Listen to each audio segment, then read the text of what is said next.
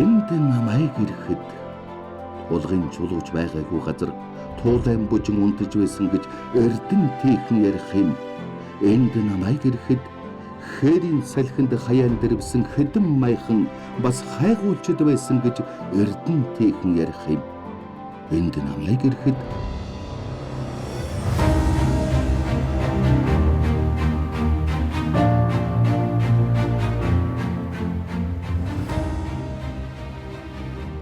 Монгол улсын 20 дугаар зууны манлай бүтээн байгуулалт эрдэнтийн өглөө сайн сайхан бүхнийг дуудан сэрээдэг.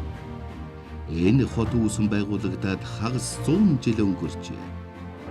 5.10-ны тэртээ цэлмэг хөхөд тэнгэрийн дор газар газраас сугалсан барилгачин дайчид, илгээлтийн эзэд мэрэгжилтнүүд, анхдагчид, ахмадууд, уурхайчид, инженер, техникийн ажилтнуудын нөрийг хөдөлмөрөөр эхэлсэн бүтээн байгуулалт өрнөсөөр эзэнгүй талнуудаас өндөөсөн эрдэнэт хот зөвлөлт Монголын ард түмний хүчээр сүндэрлэн болсон баатарлаг дүүргэнэ. Тиймээс өнөөдрийн залуу үе ирээдүйн эзэдтэй Эрдэнэт хотын соёл, үнэт зүйлс хэрхэн төлөвшин бүрэлдэж, он цагийн шалгуурыг даван хөгжиж, шин зуунтай золгосон бахархам түүхийг өгүүлж байна. Монголчуудын бахархал хүндэрлэлийн өлгий бүтээн байгуулалтын бэлэг тэмдэг болсон залуусын хот, найрамдлын хот, Эрдэнэт хот.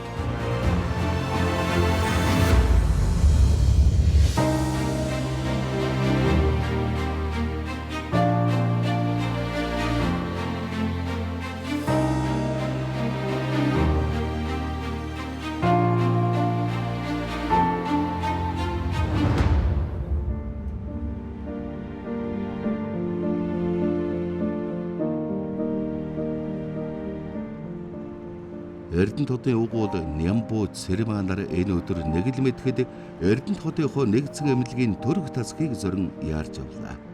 Ач охин нь сандрагж буурлуудыг төвдүүлжээ.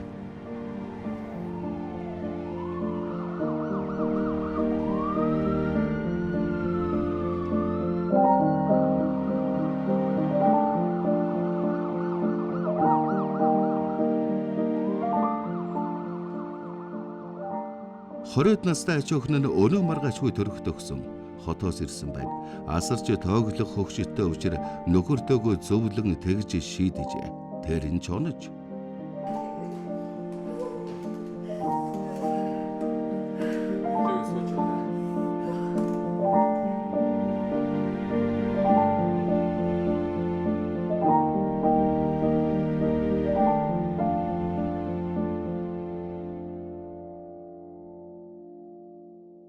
Одон чимгийн арга ирсэн байна уу? Байна. За сайн байцгаана уу? Сайн. За тэгэхээр одон чимгийн маань биеийн байдал тогтворцсон. Бид нар шаардлагатай арга хэмжээг авсан болохоор та нар маань санаа зовох байж болно гэсэн үг. Гэхдээ ус нь гараагүй учраас төрөлд явагдах болоогүй байгаа. Тийм болохоор та нар энд хүлээж авахаар ер нь гэртээ яриад амарч ийсэн ч болно. Хэрвээ санаа зовоод байвал манай жижигэр утсаар залгаад асууж болно шүү. Хүртэн настай хүмүүс ядарчих үү? За ерөөсөө хоёр хараад амарчээ. Би эндээ хүлээж. За. Гэрэлгээгээ цацарсан шөнийн Эрдэнэт хотын гудамж.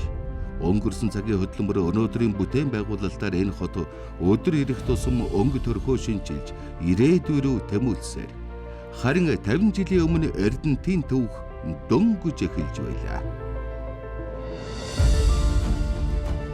Эрдүес Эрдэнэтийн овооны тухай хүүчээр ард олны ажиглан үлдээсэн мэдээ баримтыг геологч судлаачдын анхаарлыг татсаар иржээ.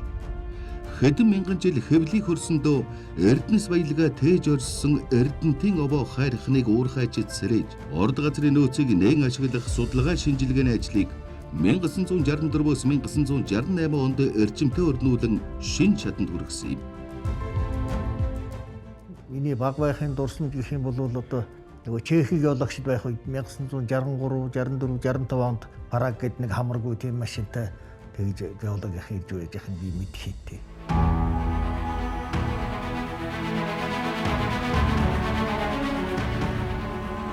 Чехийн геологчдын хийсэн судалгааны үр дүнд үндэслэж Оросын холбооны улсын одоогийн тэгээ зөвлөлт улстай хамтарч ажилласан тэр нь урьдчилан нөхцөл нь болсон юм а гэдгийг л одоо хэлхэн зүйтэй байна. 1966 оноос хийсэн наривчлсан судалгаагаар ордын үндсэн төвлөрөл Эрдэнэтийн овоонд байгааг тогтоожээ. Ингээд 1968 онд Монголын нэртэйгөөлөгч Сандуйжив мягмар нарын удирдсан хайгуулын баг хамгийн үр ашигтай баруун хойд хэсгийг нээсэн байна. Энэ гав яг нүнлэн 1973 онд төрийн шагналыг хүртээсэн түүхтэй. Эрдэнэтийн овооны ордыг хамтран ашиглах асуудлаараа тухайн үеийн төр засгийн удирдлагууд зөвлөлт холбоот улстай зөвшөлтсөлд хүрч 1973 онд Монгол зөвлөлтөнд хамтарсан уулын баяжуулах Эрдэнэт үйлдвэрийг байгуулах түүхэн шийдвэр гарсан юм. Эрдэнэтийн зэсмөл бидийн нөөц ашиглахад хялбар, газар зүйн байршил, эдийн засгийн хувьд онцгой ач холбогдолтой юм. Тэгээд ч уул орд газрыг түшиглэж, бүгд найрамдах Монгол ард улс, зөвлөлт социалист бүгд найрамдах холбоот улстай хамтран уулын баяжуулах Эрдэнэт үйлдвэрийг байгуулахаар шийдвэрлэж 1973 оны 2 дугаар сарын 23-нд Улаанбаатар хотноо манай хоёр орны засгийн газрын хооронд хэлэлцээр байгуулан гарын үсэг зурсан юм.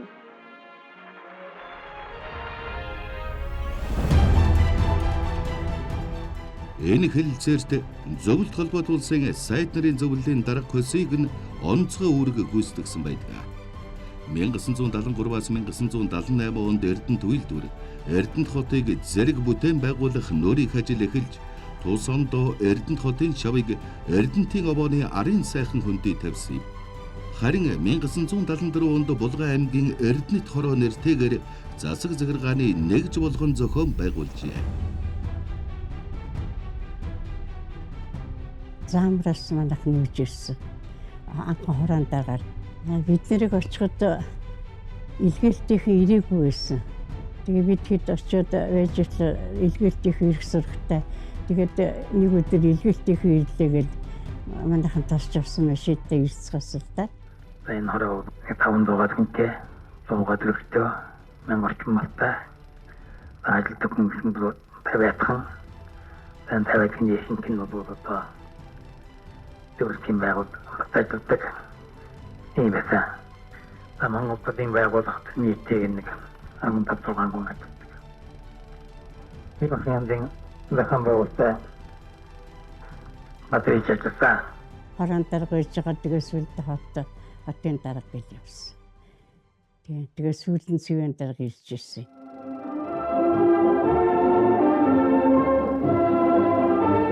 Үеийнхэнтэйгээ хамт суралцж байгаа энэ охин бол Эрдэнэтийн ууган иргэн. Тэгээд ч чойндонгой хүүхдээ ууган Эрдэнэ гэж нэрлэжээ. Анхны их юмч маань өөрөө их барьж авсан Синдой шимш. Тэгээ энэ үе бодоод дурсаад ярихад үнэхээр сэтгэл хөдлөл сайхан байна. Эрдэнэт хорооны анхны иргэн 1974 оны 6 дугаар сарын 16-нд бэнтэлжээ. Айлын 5 дахь хүүхэд болон төрсөн охинд Эрдэнэт хотоо бэлэгдэж ууган Эрдэнэ гэдэг нэр хайрлажээ.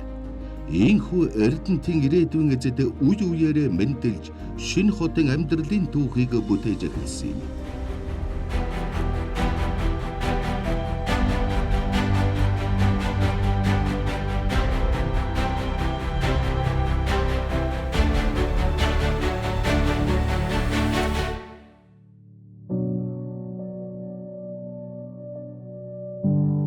Эрдэнэт хотыг бүтээн байгуулахаар ирсэн мянган залуус өрөөдөр үр хүүхэд ачизэгийнх бахархал болсон буурлууд болжээ.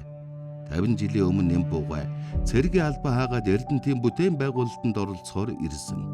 Харин өнөөдөр өөрийн бүтээсэн хотын түүхийг үргэлжлүүлэх 30 харахыг телсэн ядан хүлээж сууна.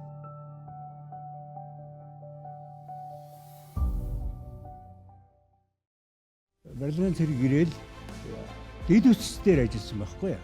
Дархан хотод байсан 1000 цэргийн карантинаас 400 цэрэг авч барилгын цэргийн 164 дугаар анги гэдгийг байгуулад төмөр замын бүтээн байгуулалтын ажилд оролцуулахаар салхи төвтөн дээр байрлуулсан. Барилгын цэргийн 111 дугаар ангийг Эрдэнэт хотод байрлуулж Эрдэнэтийн ажиллах цэргийн ангийн байрлал илгээлтийн эзэдийн байр барихаар 1973 оны сүүлээр Эрдэнэт хотод байрлуулсан. Богонтны алтны урхайд ажиллаж байсан барилгын цэргийн 110 дугаар ангийг мөн Эрдэнэтэд шилжүүлэн байрлуулсан. За 74 онд багтаагаад хар орон дөрж ажиллаж байсан барилгын цэргийн 023 дугаар ангийг орхны гүүрэн дээр сан толгой татарч байрлуулж өндөр хүчлийн шугам нөгөө сайжруулсан автозам барих ажлаар орхны гүүрэн дээр байрлуулад за 74 онд Дархан хотод байсан барилгын цэргийн 155 дугаар нэгтгэл байсан. Энэ нэгтгэлийг атарч энд ажиллаж байгаа янгуудаа удирдлага зохион байгуулалтаар хангах ийм ажлын зохион байгуулад Медведевдээ стер барилга удирдах газрын туслан гүйцэтгэгчээр бүх анги нэгтгэлүүд маань ажилласан л да.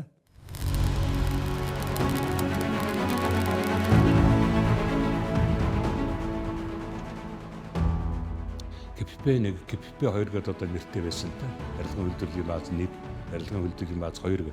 Тэдний хүчин чадлын одоо тэр хийдэг ажлын хүчин чадлаас дарин хүмүүс үнэмшгээргүй те бэлдэж байгаа зуур нэг бэлдэж байгаа арматур те бол одоо хэмжээшгүй юм бол одоо бэлдэж байгаа шүү дээ. Түүхэн дэргээд одоо цифрээр явуулдсан байна те. Тэгээ энийгээ бэлдэж авч яаж Эрдэнэтхээ бүтээн байгуулалт хийсэн. Ер нь бол энэ хот бол Эрдэнэт үйлдвэрийг дагсан 50 гаруй мянган хүнтэй тийм уурхайн жижиг хот байна гэсэн анхны төлөвлөлтөөр одоо ингэ байсан.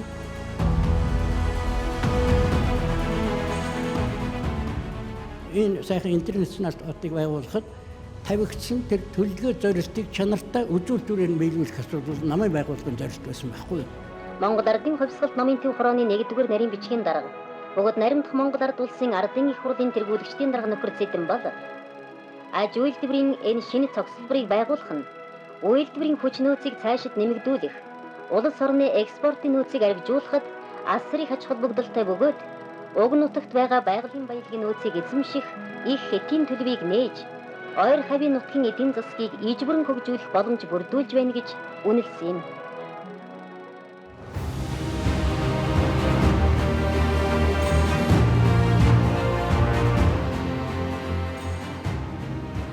Эрдэнэт үйлдвэр Эрдэнэт хотын бүтээн байгуулалтад зэрэг эхэлжээ.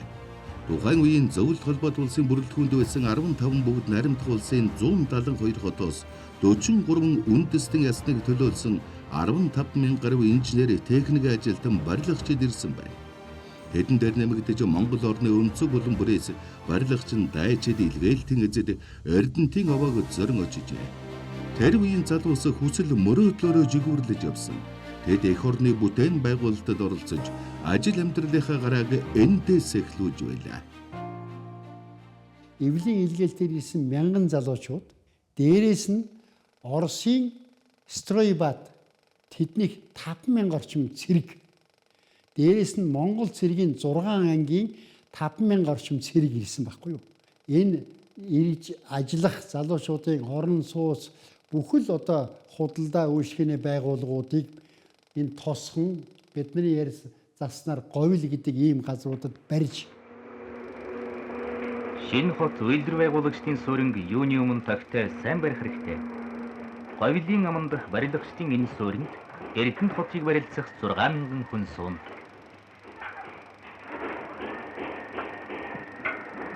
Сот нэг гэж дарханд байсан Оросын байгууллагаас бэлтгэцүүдийг бэлэн авчраад бетон суурин дээр угсаад ингээд орон сууц морон сууцаар тэр улсуудыг хангах энэ ажил.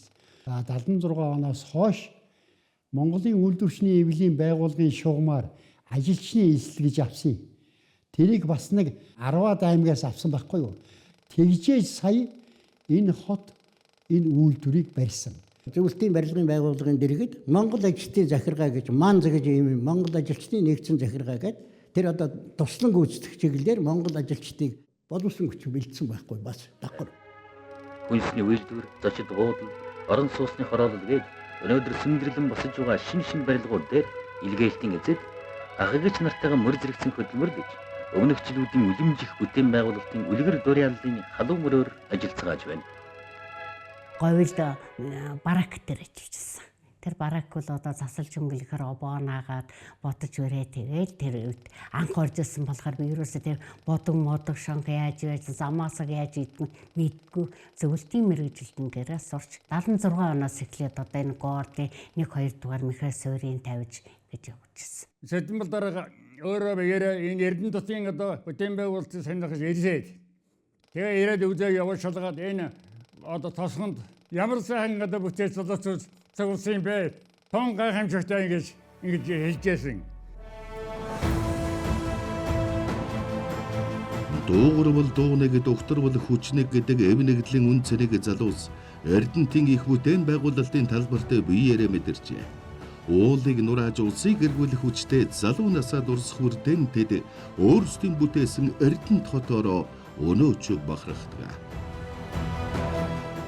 Миний илгээлтийн дугаар 34 номерын дугаартай илгээлт авч ирлээ. Тэгээд ерөнхийдөө сайхан байсан маань өндөгөөд баригдаад ирэхээр нэг гэрэл лассан ч баярлал. Хот маань гоё болчих гэрэлтэй байна. Барилга болгон дээр бид нар тийм хараа амсах. Өнөөдөр би 52 дахь жилдээ энэ төрсөн.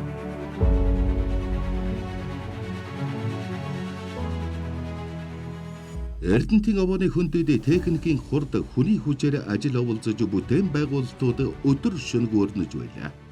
Илгээлтийн эцдэг зөвлөлтийн барилгын медиа молибден строй өдөрт газрын мэрэгжилтнүүд хүлээн авч халамжлан хүмүүжүүлэгч хөдөлгөөнөөр дамжуулан өрлөгчин, бетончин, шаварчин, будагчин, гагнуурчин, мужаан, жолооч гээд олон мэрэгжлээр сурган дадлагжуулж ур чадварыг ахиулсан.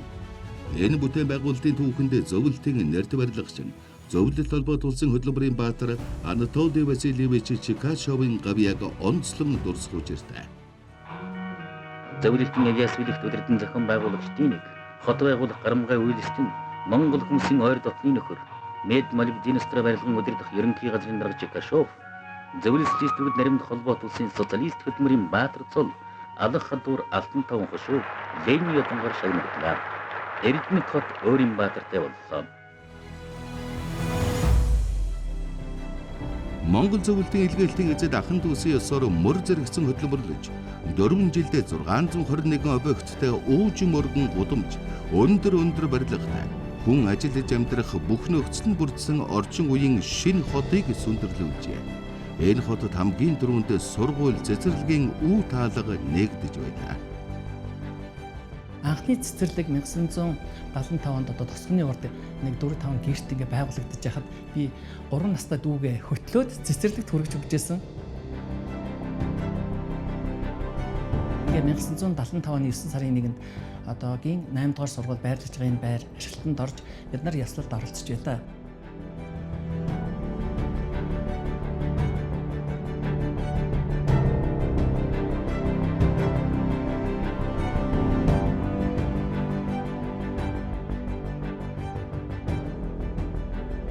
Хүүхдийн ирээд энх хамгаалан амьдралыг бэлэгддэг. Энэ хүүхдүүдийн өвөө эмээн тэртээ 50 жилийн өмнө шинэ амьдралын голомт бадраах гэж эх орны өнцөг болон бүрээс дуу хууртай ирж байлаа.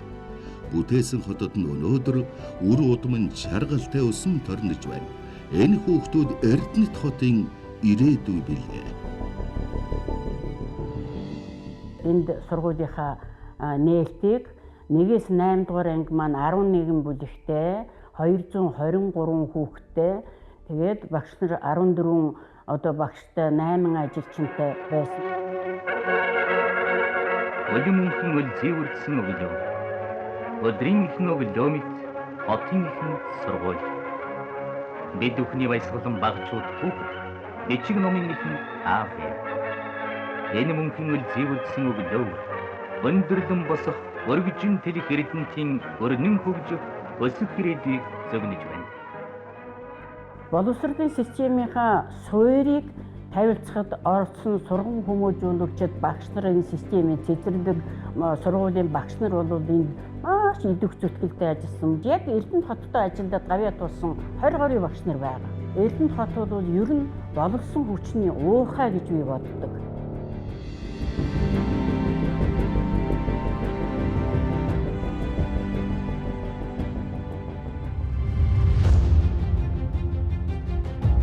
Шинэ хотыг байгуулахад дэд үтээс боловсрол, эрүүл мэнд, хүнс үйлдвэрлэл, соёл, спорт, захиргаа зэрэг бүхий л салбар зэрэгцэн хөгжижээ.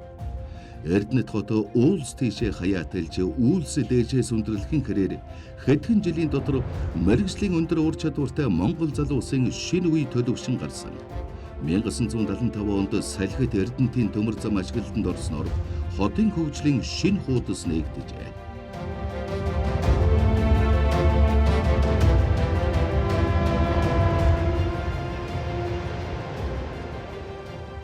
Салтаас одоо шаардлагатай ачаа бараа, хөлсний зүйл, барилгын материал, эрдэнэт үйлдвэрийн одоо энэ бүтээн боловсролын бүх параметрыг төмөрзмөр татчихсан. За энэ зүйл бол Оросууд ангараг үүсчихсэн ийм төвхтэй гэдэг.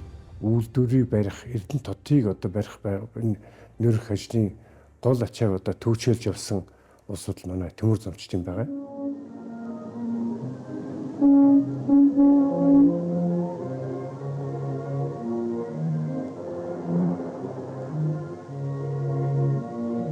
Москва, Улаанбаатар, Тайван, Эрдэнэт найрамдын ганц улсаар холбогдлоо. Оросуудаас бүх зүйлийг одоо хүлээ авч, галт тэргээ явуулж, ажил үйлчилгээ ачаа тээврээ явуулж, холбооны бүх системийн үйл ажиллагаа ашиглалтанд орсон учраас галт тэрэгний хөдөлгөөний аюулгүй байдлуудыг хангаж үйл ажиллагаагаа эхэлсэн. Эрдэнэт өртөө гэдэг хаягтайгаар эхлээд 70-аад ажилчтай ажиллаж исэн бол одоо бол 500-аад ажилчтай ажиллаж байна.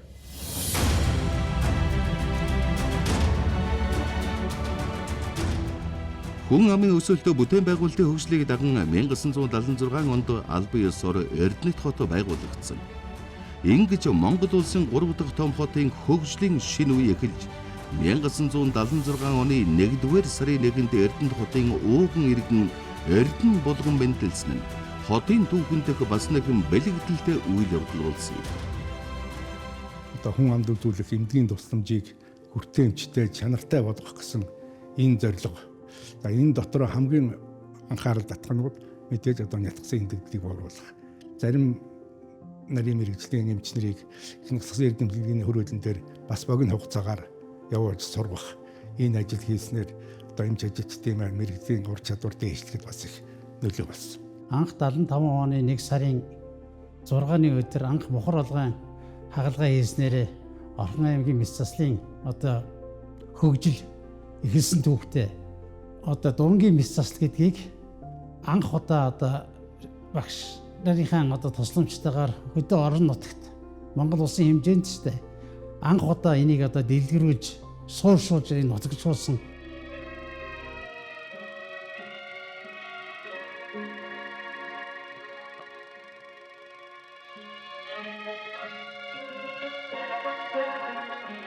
Хотын тухай хотын иргэн ярьж байна. Эрдэнэтийн иж өрн барилга байгууламж социалист шинэ Эрдэнэт хотыг бүтээн байгуулах ажилд зөвлөлт ба тулс бүгд найрамдах Монгол ард улсын 10 шахам яам, 20 шахам зураг төслийн байгууллагууд оролцож байгаамаа.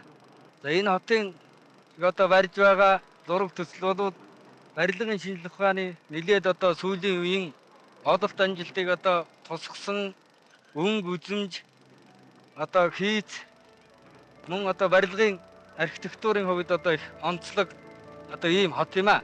Хүн амын одоо хүнсний хангамж бол тэр үед гол асуудлын нэг байсан. Хүнсний комбинат байгуулах шаардлага гарсан. Тэнд одоо мэрэгжлийн дагуу очсон ажилчдыг тэдний гэр бүлийг одоо бас ажилтай байлгах зорилгоор кивсний одоо өндөр хүчин чадалтай сая 200 мянган метр квадрат кивс үйлдвэрлэх хүчин чадалтай. Энд одоо 900 залуучууд одоо ажиллах ийм шаардлага гарсан. Хүнсний комбинат бол талх, нарийн бов, арх хэв ийм зүйлүүд одоо Монголд одоо анх удаа хамгийн одоо амттай арцыг одоо ийм хүнсний комбинат одоо гаргасан байгаа. Нэг модон материал хангах зорилгоор шалгалтын мод үйлдвэрлэлийн аж ахуйг маш одоо өндөр хүчин чадалтай мод үйлдэх аж ахуй барьсан. Тэнд одоо шинэ тосгон одоо бий болсон. Саяхан онгон зэлүүд байсан газар одоо Эрдэнэтийг дагаад олон шинэ байшин барилга яриач өвч механикдсан улаан толгойн сангийн аж ахуй шинээр бий болж сүүм ах хүнсний ногоо нийлүүлж байна.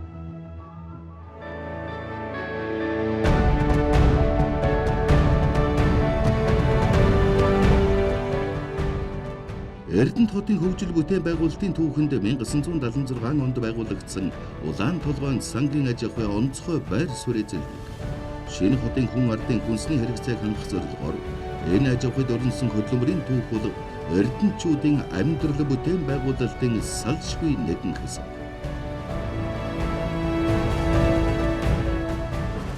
Сангийн аж ахуй маань тарсан боловч энэ сум маань эргэж сэргээд сайхан ажиллаад Эрдэнэт хотын мөн төмс хөлсний ногоо сүүсүүн бүтээгдэхүүн малын бахан бүтээгдэхүүнээр хангасаар байна. Дээрээс нь ингэт толгой, хангал, бугут, халиун баг буюу хуучин одоо халиун сум гэж хэлсэн одоо орхон сумын халиун баг энтхийн хөдөө аж ахуйн ажилтнууд бол Эрдэнэт хотыг хүлсээр хангасаар байгаа. Эрдэнэт хот одоо 100 гаруй мянган хүнтэй болчлоо.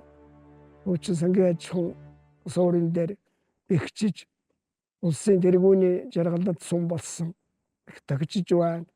Хүмүүс нэг залуужиж байна. Сайхан байна. 12 дугаар сарын 14-нд Эрдэнэтийн хуудын баяжуулах комбинатын эдний ээлжийг ашиглан хүлээн авах ёслолын цуглаанд манай намтрын өдөрлөгчид зөвлөслөлтүүд наримд холбоотолсон сайдрын зөвлөлийн орлоготор гатгийх болон баяр улсын засгийн 20 дугаар зууны манлай бүтээн байгуулалт хэмээн Монголын түүхэнд мөнхөрсөн Эрдэнэт үйлдвэр 1978 онд албан ёсоор анхны баяжимлаа гаргаж эхэлсэн.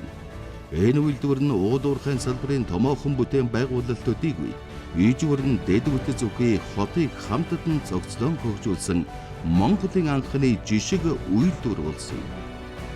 Ийхүү Монгол зөвлөлтийн харилцааны түүхэнд дахин нэг алтан хуудас нэмэгдэж бүгд наримдах Монгол Ард улсын нутгийн умар тэсэг уулуурхайн үйлдвэрийн том цогцлбор ашиглалтанд орлоо.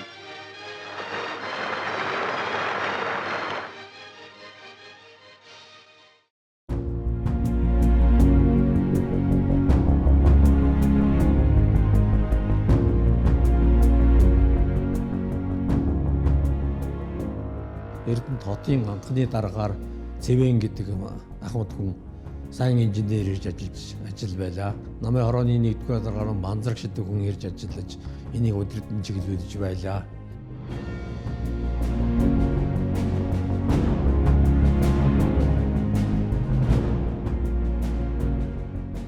Эрдэнэт үйлдвэрийг тэр үед Орос захирлууд удирддаг байсан. Үе үеийн Орос захирлууд энд их хувинмаар орууллаа.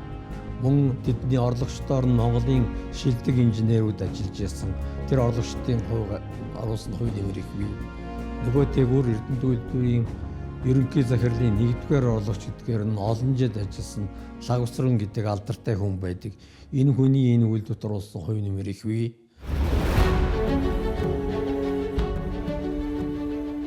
Эрдэнэт бол уурхай жидийн хот.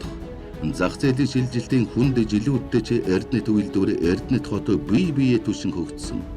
Үйлдвэрийн анхны Монгол захирал Отгон Бэлэг хотынхоо хөгжилд сэтгэл зүтгэлээ зориулж явсныг олон хүн хүндэтгэн дурсдаг. Өнгөрсөн хагас зуунд Эрдэнэт үйлдвэр улс орны бүтээн байгуулалтын гол тулгуур эдийн засгийн хөдөлгөөгч хүч болж Монгол улсын хөгжилд үнэлж баршгүй хувь нэмэр оруулсаар ирсэн.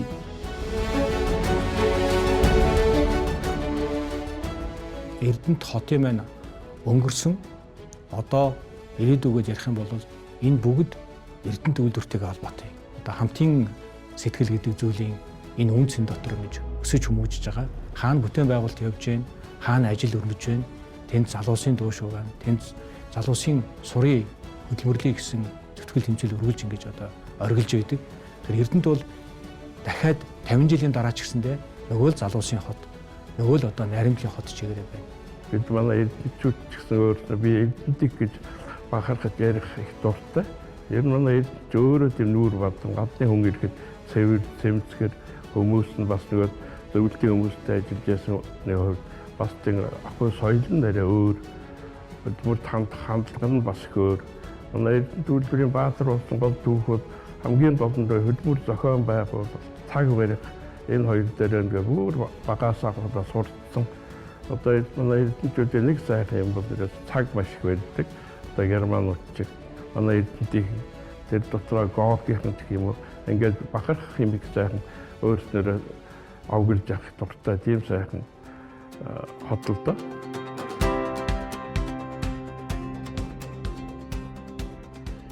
1978 он бол Эрдэнэтийн соёлын түүхэнд алтан үзгээр бижигдэх жил. Зөвлөлтийн барилгачдын барьж өгсөн уурхайчин соёлын ордон үүдээ нээлээ. Энэ бол зүгээр нэг барилга биш, авьяаснуудыг төрүүлдэг соёлын том үйлдвэр. Энэ ордноос Монгол улсын соёлын гавьяа зүтгэлтэн урлагийн гавьяа зүтгэлтнүүд олноор төрөн гарсан юм. Эрдэнэтийн хүүхдийн найрал дууны солонгоч уулга, ардын бүжгийн Эрдэнэс хамтлаг, үндэсний хөгжмийн хамтлагууд улстай төдийгүй олон улсад Эрдэнэтийн нэрийг цуурайтуулж эхэлсэн билээ. Гэхдээ юм бүхэн эхэлсэн түүхтэй. Уран бүтээлийн замыг ихснээс хойш 10 гаруй жилийн хугацаанд 30 орчим концертэнд шүүмний бодлого Дамжин сүрэнгийн Тэнтэн өндөр ууланд зэрэг сонгодог бүтээлүүдийг гоцлон тоглож, ажил мэргэжилтийн өсч ява авьяаслаг залуу хөгжимчин юм аа. Иймэрхүү манай орны олон зуун залуус ажил хөдөлмөрөөр шалгарч, хэвлэлийн их хураг төлөөлөгчөөр сонгогдоод байна. Хотын тэр бүтээн байгуулалтын залуучуудыг соёл урлагаар үйлчлэх, тэдний урам зориг сэргээх, тэдний сэтгэл санаагаа өндөр байлгах, хамт олоннуудыг бүрдүүлэхэд бол соёл урлагийн байгууллагын үйлчлэгийг бол маш их чухал байсан. Соёлын яамнаас мэрэгжлийн хөгжимчин уран бүтээлч авах болцоог учраас энд ирсэн ажилтан залуучуудын дундаас авьяас чадвартай хүмүүсүүдийн шалгаруулж авах юм л ажил хийсэн. Монголын дуурийн урлагт ер нь урлагийн түүхэнд польх дуурийг Эрдэнэтийн дуу уулзгийн чуулга бий болгож бүтээсэн. Мориу хуурын баг чуулган гэж манай улсад анх удаа мориу хуурын баг чуулган наадам хийж ялаа шүү.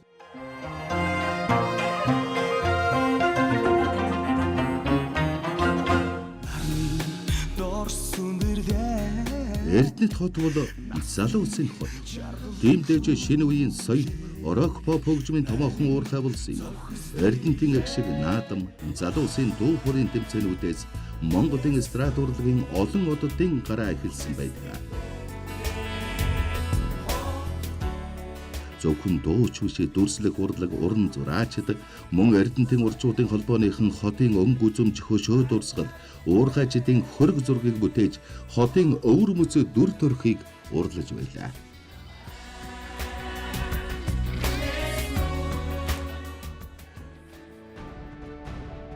Соёл урлагийн тоглолт уран бүтээлийг ард түмэнд шууд хүргэж авьяаснуудыг тодруулдаг байсан хэвлэл мэдээллийн салбар нь өөрөө соёлын нэгэн хэсэг юм.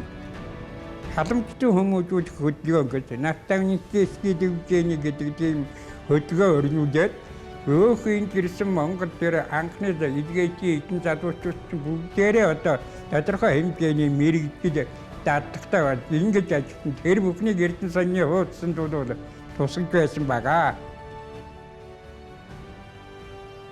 Ер нь Монгол зөвлөлийн найрамдыг идэгсэн ийм саньны эмч нь Орос хэлээр гаргая гэдэг.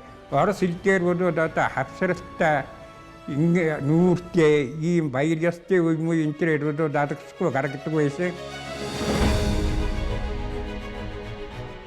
Майхны улаан булангаас эхэлсэн Эрдэнэтийн соёл урлагийн түүх өнөөдөр дэлхийн тайзнаа дуурсах авьяаснуудыг бэлтгэх уурхай болон өргөжжээ. Зэсээр баялаг энэ хүндэт урлагийн алтан эх шиг хязээж тасалдаггүй.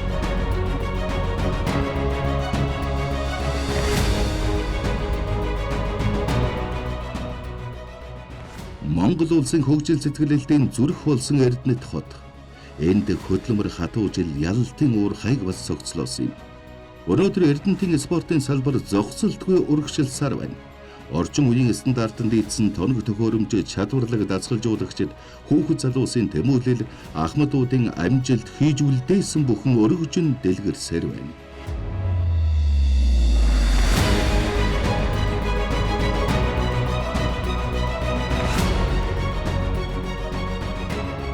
Залууийнхнийг эрүүл чирэг, өвдөгч хүмүүжүүлэх зэрэг интернэс наачхан турны эрхэмлдэг зүйлийн нэг. Спортын төвөрдөн энэ зэрэгд үйлчилдэг. Энд хүүхэд залуус биеийн тэмрийн тодорхой төрөл суралцаа зогсохгүй. Бэрхшээлийг ядан давах зэрэг хатуучдыг болж авдаг юм. 1983 онд спорт ордон хотод манд байгуулагдаад тэр цагаас л одоо Эрдэнэтийн ах нар байна, залуучууд, хүүхдүүд спортод дурлаж хичээлж эхэлсэн. Спорт орноос олимп дэлхийн медальтангууд, мөн багийн спортын том амжилтууд за үндэсний спортч бас давхар.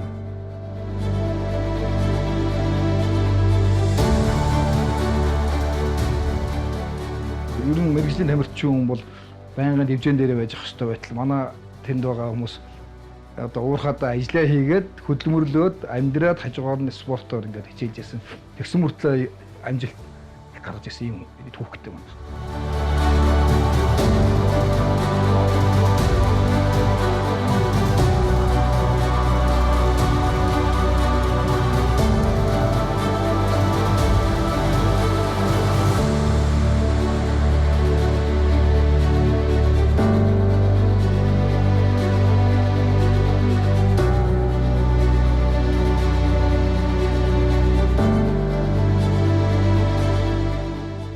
Цагуур гэдэг чинь үл тэгээд зүгээр нэг ингээ мэдээ хүрэгчээд л сууж идэг байгууллага биш шүү дээ. Барилгын одоо нурууг нь яаж хийх вэ? Шуун оройтой хийх үү, хавтгай хийх үү, сайлхын хаанаас гэдэг бүх юм чинь цагуур тодорхойлж өгөх ёстой. Одоо энэ дулааны шугам, усны одоо цэвэр бохир усны шугам эднүсчиг хэдэн метрийн гүнд байгуулагдах вэ? Тэр бүгдийг чинь ингэ тодорхойлж өгдөг. Улс орон хот суурин хэвийн тогтвортой оршихуйц шаардлагатай инженерчлэл, техник болон зохион байгуулалтын суурь системүүдийн нэгдэл бол мэдээж дэд үтэц. Үүний зэрэгцээ хүн ардын тав тух, аж үйлдвэрийн тасралтгүй ажиллагааг хангах нь дулаан цахилгааны эрчим хүч билээ. Нэгэнтээ хот гэж байгаа учраас хотыг одоо төвлөрсөн дулаан хангамжаар хангах зайлшгүй шаардлага энэ үүднээс станц маань 1983 онд бүгд найрамдах Монгол Ард улс зөвлөлт толгойд улсын гадаад харилцааны одоо 5 жилийн одоо төлөвлөгөөний дагуу дулааны ачааллыг нэмэгдүүлэх, захилгаан эрчим хүчийг хослон үйлдвэрлэх ийм зорилготой үүсгэн байгуулж барьж эхэлсэн юм а. Төвлөрсөн дулаан хангамж бол хүний төлөө гэсэн сэтгэлтэй ээлж дулаанаар хангадаг ийм хариуцлагатай ажлыг хийж явсандаа бахархаж байна. Зөвлөлт толгойд улсын Дорн Сибирийн цахилгаан эрчим хүчний нэгдсэн системтэй өндөр хүчтэйн шугамар холбогдсон юм. Өргөн сэлэнгийн усыг өөдөн сэргүүлэн өртөөлүүлэгч хүчрхэг шахуургыг 2-3 хүн хянан ажиллаулдаг. Энд ус руугаа гэдэг үрдийн үг боловч сөргөн залсан сэлэнгийн усаар шинэ хот, шинэ үйлдвэр ундаалж байна. Ус бол Чандман эрдэнэ 1976 онд 60 гаруй километрийн цаанд орших Сэлэнг бөрлөөс ус татах инженерийн төслийг хэрэгжүүлсэн юм. 1976 оны 12 дугаар сараас эхлэн Сэлэнг бөрний ус Эрдэнэтийн ард түмнийг ундаалж эхэлсэн түүхтэй. Энэ нь Монгол улсад хамгийн холоос ус дамжуулах шугам сүлжээ юм. Анх Сэлэнг Эрдэнэтийн ус дамжуулах боломжийг байгуулахдаа тэрүүн Оросын технологиор ашигласан шүү дээ. Тэгээд тодорхой хугацаанд энэ технологи бол хоцрогдож ирсэн. 2010 оны үед бол техник шинжилгээ хийсэн. Оросын бүх техникийг тоног төхөөрөмжийг одоо Германы, Эмси, Японы Ибара фермийн тоног төхөөрөмжүүдээр шинжилж солисон байдаг. Одоо Сэлэнгээс 2 шугамар ус авдаг байсан. За энийг одоо 20 оноос хойш 21 оны үед 3 дахь шугамыг тавьж өргөдсөн байдаг. Сахилах хариуцлагыг бүх төвшин дээшлүүд зарим арга хэмжээний тухай байсан захирамж гаргаж байсан. За энэ захирамжинд бид одоо эдийн засаг, нийгэм, одоо хэмтгэргэн асуудал, хот байгуулалтын асуудлыг бүхэлд нь цуцсан томоохон захирамж гарсан юм а. Тухайн надтай хамт ажилласан бүгд маань үнэхээр гарна хэлсэн Оюнбаатар байна, Бүрдавдар байна. Боловсрол эрүүл мэндийн салбарыг хариуцсан надад ариун анслаа гэдэг. Энэ дарамт маань маш их хүсэлтсэн юм. Энийн өрдөнд бид жил гагасын дараа Эрдэнэт хотыг алдаглаас гаргасан юм. Хамгийн гол нь өдөрлүүд маань бие биенийхээ дутуугаад гүйсэж явсанд баярлж явдаг.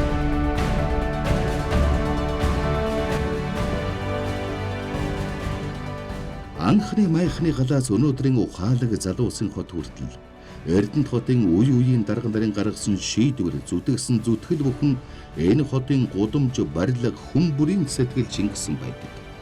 Түүх зузаан ирээдүйн гэрэлтэй Эрдэнэт хотын удирдагчдын ухаан иргэдийнх нь хөдөлмөр Эрдэнэт хотыг гэрэлтүүлсээр байх болно.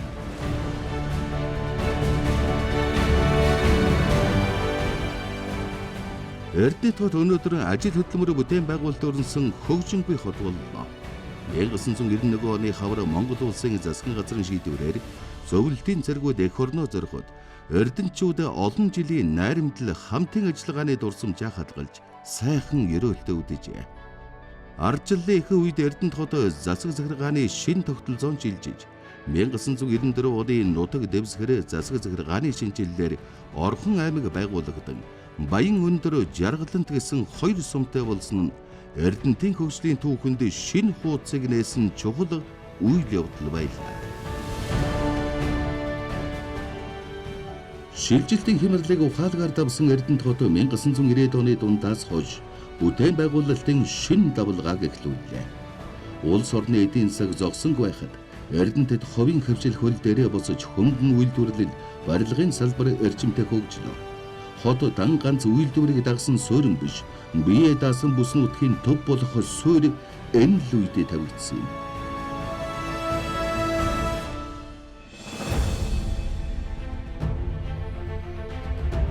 Эрдэнэт бол улсын төсвийн гол тулгуур багнуудын нэг.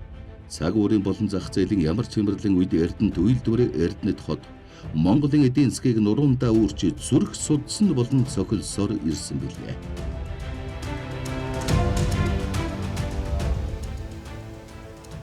Өнөөдөр Эрдэнэт хотыг анхны түүхэн өндөрлөгөөр хэмжиж, уурхайчдын хот хэмээн тодорхойлж байсан үе ард хузарчээ. Тэгвэл өнөөдөр 50 жилийн ойн босгон дээр Эрдэнэт хот ухаалаг дэд үтэц ногоон байгууламж мэдээллийн технологи хөгжсөн амьдрахад хамгийн таатай Монгол улсын жишг хот болон хөгжижээ.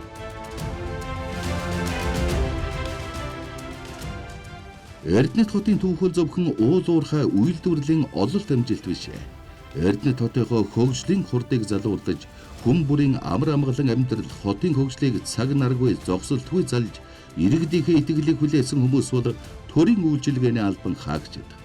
Хотынхоо аюулгүй байдал хөгжил дэвшлийн төлөө тангараг өргөсөн охид хөвгүүдийн зүтгэлээр өнөөдөр Эрдэнэт хотын иргэд аюулгүй тоглог амьдарч байна.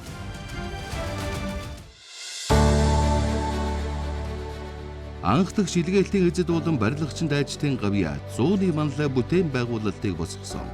Тэд урам зориг сахилга баттай байж өнөөдрийн Эрдэнэт хотыг өөрсдийн гараар цогцлоож чадсан юм. Эх орныхоо 408 зөвхсөөс сугдарсан эдгээр залуусын урсгасан хөлс цуцашгүй зүтгэлийг магтан дуулахын зүйтэй. Бол Эрдэнэт бол өөрөө Монгол түмэнд ирсэн бэлэг. Энэ Эрдэнэтийг барьж босгосон гэдэг нь өөрөө Монгол хүний оюун санааны бүтээл гэж би боддог.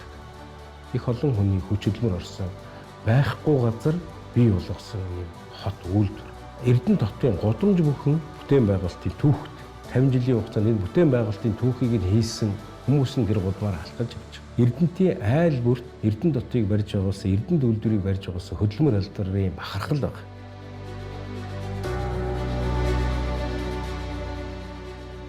Өнөөдрийн энэ өнгөлөг баян жаргалтай хотыг хэн бидэнд үлдээсэн юм бэ? Анхны майхны гадсыг хадгаж хүнд хэцүү цаг үед үйлдвэрийн зуухыг унтраалгүй авч үлдсэн ахмад ажилчид, барилгачид, тээвэрчид, инженер та бүхэндээ Эрдэнэт хотын ирээдүйн үе гүнээ талархаж байна. Та бүхний урсгасан хөлсвөр өнөөдөр Эрдэнэтийн гудамжинд цэцэг болон ургажээ.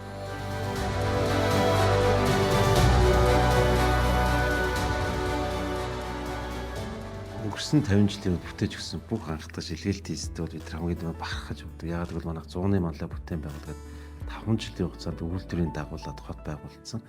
Энэ бол бидний бахархал. Хамгийн том баялаг бол хүн өөр байна. Хүний хөгжлийг л нэгдүгээр барьж байгаа. Цаашдаа бол хот маань өргөжнөд хэлэхэд 200 мянган хүнд хүтэмжтэйгээр тийм хот болгох асуудлыг одоо шийдвэрлэхэд бол дэд үтсийн асуудлыг хамгийн том барьж авч байгаа. Тамжилтай холбоотойгоор 59 ажил хийхээр төлөвлөсөн. За түүний маань нэлээдгүй олон ажлууд маань эхэлсэн явж байна. Тогтчлт, замын засварын ажлууд бол нэлээ эрт хавар ихэлсэн. Эрчим хүчний одоо найдвартай байдлыг хангах За өрчмөшийг өргөдгөх ажлыг эхлүүлсэн. За улсын төсвийг харах юм бол 5-6 жил зарцуулах зүйлийг бид нэр одоо 2 жилийн хугацаанд дуусгасан байна. Эдийн засгийн үзүүлэлтэр бол одоо 21 аймагаас тэргүүлж байгаа. За улсаас татаас авдаггүй юм аймаг. Сүүлийн жилүүдэд хөнгөн үйлдвэрүүдийн маань орлого олныг мэдээж Орхон аймгийн татрын орлогод нэлээдгүй нэмэгдэж байгаа. Өмнө нь бол бид нар Монгол Улсын өнцөг булган бүрээс илгээлт өргөж байсан бод бид дотроос илгээлт өргөлөөд илүү шинэ хотыг, шинэ зүйлийг санаачилсан ийм зүйлийг хий. Эрдэнэчүүдийн баяраш, монголчуудын баяраа тийм учраас та бүдээ бүдэнд нь баярын мэд өргөд.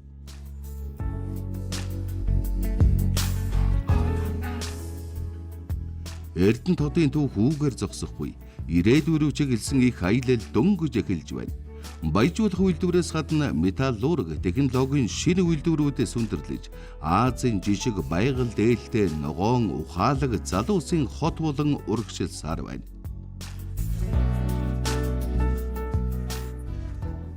Тэхэ түүх 50 жилийн баярын мэндийг ур хаачдынхаа өмнөөс өргөн дэвшүүлэхийг хүсэж байна.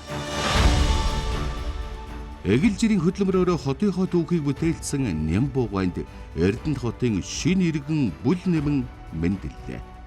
Эрдэнэсийн хотын түүхийг бичилсэн Ахмад үеийнхний хөдөлмөр зүтгэл өнөөдөр ирээдүйн хойч үеийнхээ гэгээн тэмүүлэл эрдэм мэдлэгээр үргэлжлэн бадамлаж байна.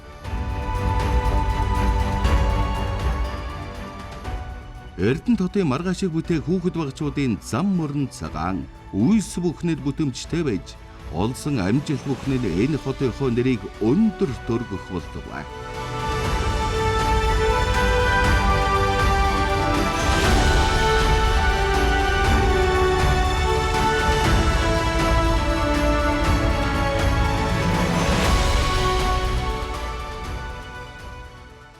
Эрдэнэт эх орны маань эрдний сондор, эрдэнэт элгийн төмний маань хайрын сүндэр, дээдсээс хайрласан нэр нь Эрдэнэт, дэлхийд алдартай үйлдвэр нь Эрдэнэт, дэргэд сүндэрсэн хот нь Эрдэнэт, дэвшил хөгжлийн ирээдүй нь Эрдэнэт.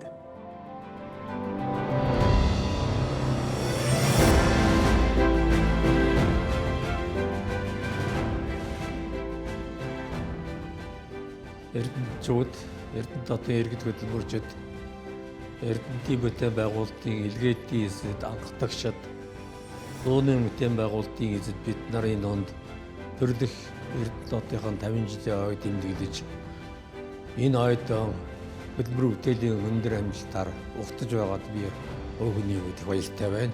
Нэг өдөр ийм сайхан хот бий болчихсон. Нэг өдөр ийм сайхан үйлдвэр бий болчихсон. Ямар хүч хөдөлмөр гарч, ямар бэрхшээл зовлонд туулж, ямар зөв бодлого хийж өнөөдөр энэ хотын болов гэд ийм л хүч хөдөлмөрөөр, ийм л ухаанаар, ийм л одоо зүтгэл тэмцлэр, ийм зөв бодлогоор бол одоо энэ Эрдэнэ хот бий болсон юм аа. Эрдэнэ хотоор бахархаж байна. Эрдэнэ хотынхоо боловсролын хөгжлөөр би бахархаж явдаг шүү. Та нартай дахин амжилт хүсье.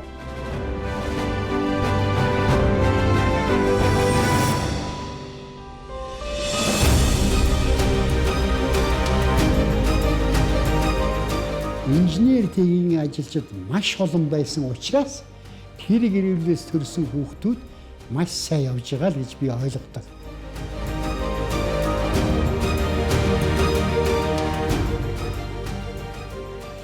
Манай Эрдэнэтэд бол газрын маш оюунлаг, чадварлаг, авьяаслаг ийм хүмүүс ажиллаж амьдарч иржсэн учраас энэ хүмүүсийн хөдөлмөр бүтээлийг бол улс оронд үнэлсэн.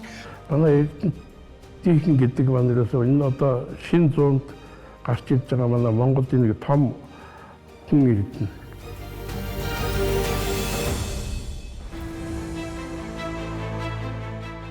Өдөр шөнөгүй зүтгэж энэ Эрдэнэ төлөвлөлтөөр Эрдэнэ хотыг барьж байгуулсан даа гэдэг. Ахмадууд залууч байж сайхан ч байсан. Одоо Монголд бол ингээд бүх асуудлыг цогцоор шийдсэн ийм хот, ийм аж ахуйн юутай байгууллагууд Монгол улсын хэмжээнд байхгүй. Эрдэнэтийн бүтээн байгуулалтыг Төдөөгаан дээр хэлсүүг надад өнөө өдөрлөлтөд миний чихэнд байдаг. Эрдэнэт 3 Эрдэнэ байдаг юм байна. Зэс Эрдэнэ, Хүн Эрдэнэ, Найрамдал Эрдэнэ. Эрдэнэт маань бол одоо үлгэлшээ сайхан хотоо Монголд. Бид бол Эрдэнэтэй ажиллаж амьдарч байсан азтай хүмүүс.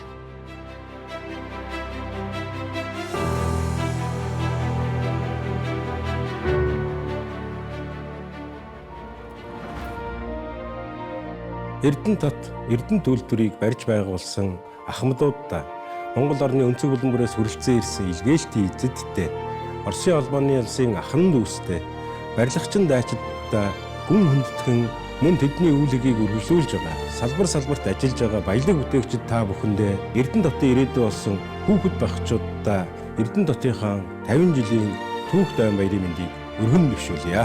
Та бүхэн минь 90 зууны бахархал болсон Эрдэнэ дотынхаа 50 жилийн айн баяраар өргөн дэлгэр сайхан наацгаагаарай. Өвөө минь Эрдэнэ хотыг байгуулсан учраас би Эрдэнэ хоттой хайртай.